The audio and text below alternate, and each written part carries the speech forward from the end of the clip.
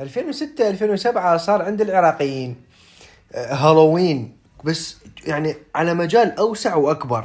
فايش قال له؟ قال لك احنا ما عندنا فلوس نشتري اقنعه وهذا المبتسم هيجي، وسبحان الله العراقي ايش ما يسوي؟ ظل عراقي، فرق بسنونه، خشمه كبير، حواجبه منه مطبوره، عنده هنا ضربه بقصته. لان كنا واحنا صغار نركض، واحد الزمال اجى وقف بالصينيه قدامنا هيك، مو جهال الزمايل يلعبون، وقف هيك هذا صرخنا جسمه كله صينيه، فيبين عراقي. سبحان الله.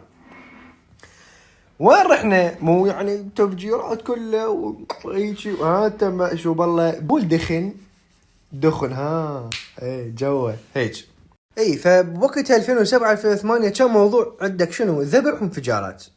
بوقتها يونس محمود تدخل نهائي كاس اسيا، صعد ارتقى عاليا، نتفها، جبنا كاس اسيا، وقف الذبح بوقت الانفجارات. اي 3 قلوب احنا عندنا، كل واحد العراقيين نمشي فوقنا 3 قلوب هيك، فاحنا 2 معنا سماكو، بقت قلب واحد، احنا عايشين بحياة واحدة، ماكو ميموري نرجع للاول يعني. ايه وقف النذب العراقيين. ايش قال له؟ قال لك انا خلي ارجع خلاص، هاي ابقى بيتي، الانفجارات ما تلوحني، لان وقتها جات العلاوي وباب الشارج تصير بها، اي فاقدر احافظ على حياتي. رجعوا العراقيين وهم محملين بالمشان الله وتؤبرني ابن عمي، بمعنى راجعين بافكار المطاعم فقط. تفوت هسه مثلا المنصور، الكرادة، شوارع بالبياع، شارع 20، شارع 13، كشك هيك صغير بصف مديرية مع التربية مثلا، تحول من فلافل حجي، لان انضرب حجي، انضرب الاسم، انشائية وبنشرتشي وبتبديل دهون وكذا. فايش قال لك؟ قال لك خلي اسويه فلافل الشام. فصارت الاماكن فلافل الشام، اهل الشام، بيت الشام، خوالب الشام، شام الشام، قمع الشام، قلاص الشام، حلويات الشام، هيك بالضبط. بل انه كم مطاعم عراقيه ايش سوت؟ تشوف مثلا تشريب، قوزي لحم، قوزي دجاج، كباب، فلافل بين قوسين على الطريقه السوريه.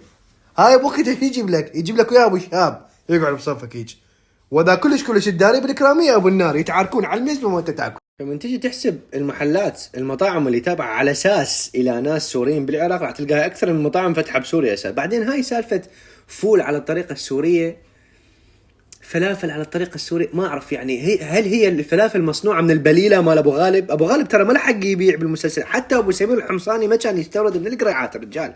ما ابو غالب ما كان يسوي شيء ببليله مات، ابو غالب كان ينكتل ببليله مات. يعني السله هاي لها مواقف بطوليه ايش قد ما نامت براسه من قبل معتز ابن ابو عصام حكيم الحاره يعني هيك. فهذا الموضوع اعتقد صار همين يحتاج لرقاب، لان صارت فيه شويه ملحه. زين اوكي انت تقول سوري لحد ما ناكل ذاك البوري سوري. وين السوري؟ وين بالضبط؟ انت من الحل حبيبي، انت من المسيه، ملامح المسيه مبين عليك، افتخر بكونك حلاوي عريق. ليش يعني؟ لا مو انا عندي شيف. طبعا الولد من حي النصر عنده كشك يم البيروتي مقابل كرخ الاولى، هناك كان يبيع فلافل طيبه، جابه خلانا. هو علمه 3 كلمة: مشان الله، وتؤبرني، وكيف الحال. وذني اساسا مقتبسات اما من باب الحاره او من اغنيه عاصي الحلاين الاخيره، الموضوع هذاك مبين. فهذا الموضوع يا ريت لو تعوفه، لانه اولا ماكو داعي انه تستخدم بالتسويق، ثانيا الفلافل السوريه تلقاها بسوريا، الباستا والبيتزا الايطاليه تلقاها بايطاليا، الهمبرجر تلقاه مع اللامي بالجادريه. تمشي بالسياره يقوم عليك واحد عود يعني هو سوري، مشان الله بدي منك 1400 دينار برجع فيهن على دمشق. 1400 دينار يعني هاي كلفة التفكير برجع على دمشق يعني. ما دا اقول لك مشان الله وبروح امك عليك هو السيد محمد، تقبرني يا ابن عمي. يا طبعا هو كذب، هو ابن عمي هو يعني عباله. المهم ما تقدر تفريال السواد بعصام خطي.